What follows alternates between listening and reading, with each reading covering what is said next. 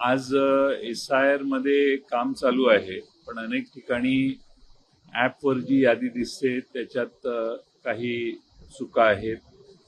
काही मतदारसंघात 2002 ची यादी आणि ॲपवर आत्ता दिसणारी यादी याच्यात बराच फरक आहे.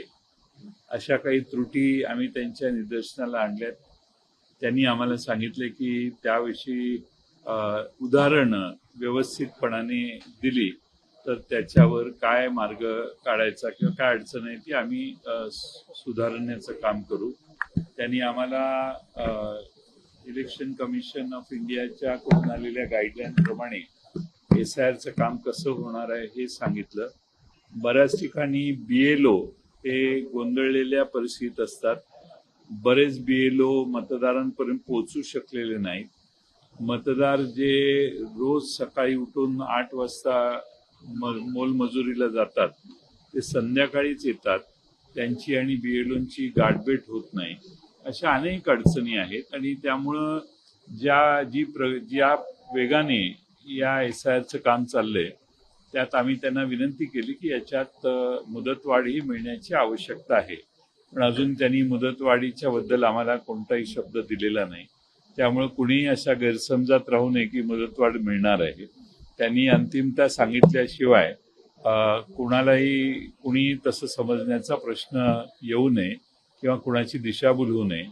त्यामुळे सर्व मतदारांनी आपली नावं SIR मध्ये नोंद होतील हे बघावं.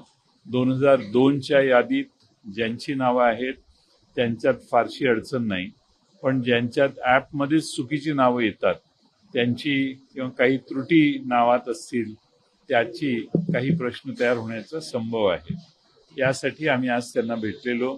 LGBTच्या आमच्या अध्यक्षा प्रिया पाटील यांनीही LGBTच्या ट्रान्सजेंडर कम्युनिटी जी महाराष्ट्रात आहे वेगवेगळ्या जिल्ह्यात त्यांचे प्रश्न त्यांनी मांडले आणि त्यांनी आश्वस्त केलेलं आहे की त्यांच्या ज्या प्रत्येक जिल्ह्यात संघटना आहेत त्या संघटनांना विश्वासात घेऊन कुणावरही अन्याय होणार नाही असं आम्ही बघू.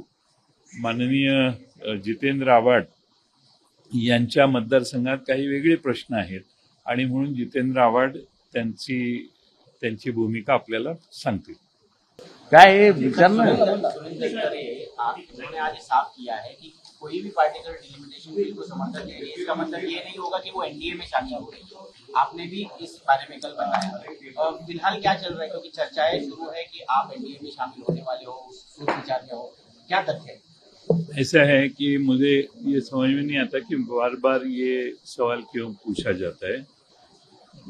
हमारी जो केंद्रीय यानी पार्लियामेंट के जो 8 सदस्य हैं वो पवार साहब, हमारे जितेंद्र आव्हाड जी राष्ट्रीय महासचिव है, ये सारे बैठ के उसका निर्णय करने वाले हैं. बिल क्या आता है, बिल का फॉर्मेट क्या है, उसमें क्या प्रोविजन है, ये सब देखने के बाद अंतिम निर्णय हमारी पार्टी ले सकती है. लेकिन मैं राज्य का छोटा कार्यकर्ता हूँ, महासचिव हमारे राष्ट्रीय यहाँ है, तो मुझे लगता है मेरे से ज्यादा अच्छा आव्हाड साहब आपको इसके ऊपर बोल पाए.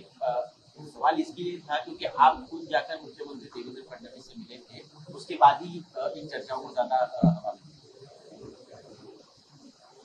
ये मेरा नगराध्यक्ष है जो 7,200 वोटों से जीत के चुन के आया है, लेकिन किसी ने अर्ज किया और कलेक्टर सांगली ने इनको डिस्क्वालीफाई किया, तो इनका आज इन्होंने अपील भी दाखिल किया है.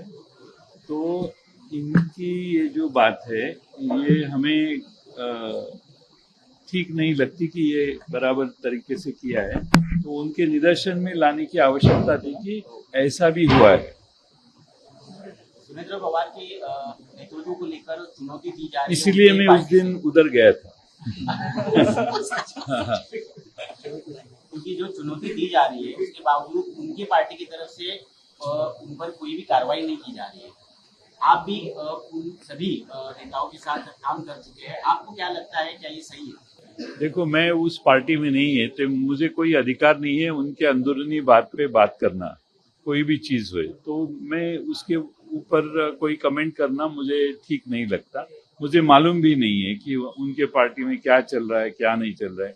तो मुझे लगता है कि इसके ऊपर हम कोई टीका टिप्पणी नहीं करेंगे। सुनील तटकरे यांनी पहिल्यांदाच असं मान्य केलेलं आहे की आपण शरद पवार असताना विलीनीकरणाच्या संदर्भातील चर्चा सुरू होती असं पहिल्यांदा मान्य केलं. मी तर ते मला ज्यावेळी दादांच्या निधनानंतर प्रश्न विचारला की दादांच्या वरच्या तुमच्या आठवणी सांगा, त्याचवेळी मी सांगितलेलं की तसा संबंध आमचा 40 वर्षाचा, परंतु मागच्या 7-8 महिन्यात ते अनेक वेळा माझ्या घरी आले. अनेक व्यक्तिगत प्रश्नात, संघटनेच्या प्रश्नावर आम्ही बऱ्याच चर्चा केल्या. मला प्रश्न विचारण्यात आला की ते काय येत होते, तर मी सांगितलं त्यांची इच्छा होती दोन्ही पक्ष एक व्हावे. आता त्यावेळी याबद्दल वेगळ्या लोकांनी वेगळं भाष्य केलं. ठीक आहे, पण आता सुनील तटकरे साहेब जर म्हणत असतील की त्यांनी पण हे आज सांगितलं, ही चांगली गोष्ट आहे. ही चर्चा झालेली होती आणि अनेक वेळा झालेली होती आणि सुनील तटकरेजींना त्यांनी याची माहिती त्यावेळी दिलेली होती असं तटकरेंच्या बोलण्यावरून आज दिसतंय.